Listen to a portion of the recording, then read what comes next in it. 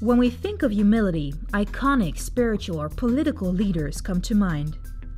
But too often, being humble is not linked to leadership in the business world, in your workplace. A shame, says PhD graduate Milton Sousa, who reveals the more power you have, the more humility you'll need. But why? Think of the word humility for a second. What comes to mind? Do you think of religion? Pope Francis visited a youth detention center, allowing 2 female inmates to join 10 male prisoners in a ceremony where he washed, dried, and then kissed their feet in a gesture of humility. Or humble spiritual or political leaders? I do not view it as a recognition of my own accomplishments, but rather as an affirmation of American leadership on behalf of aspirations held by people in all nations. If you make people realize that you are no threat to them, then people will embrace you.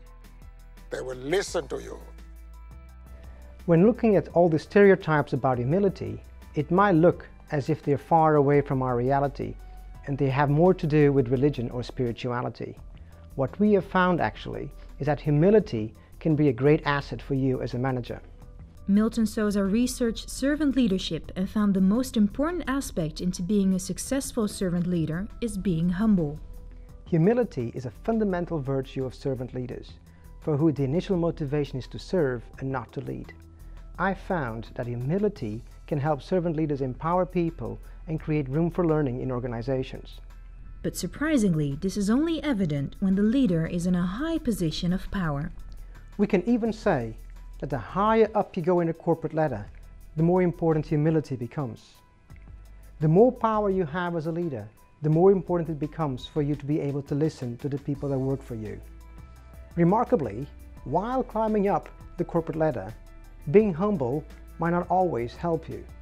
But when you get to the top, being humble will be important for your effectiveness as a leader. And this humble attitude towards leadership isn't just something a servant leader portrays onto others. It also affects how he or she sees him or herself. I found that servant leaders underestimate their leadership capability when compared to how followers see them. And this confirms their humble nature. So remember, when you are in a position of power, being humble will help you become a better leader.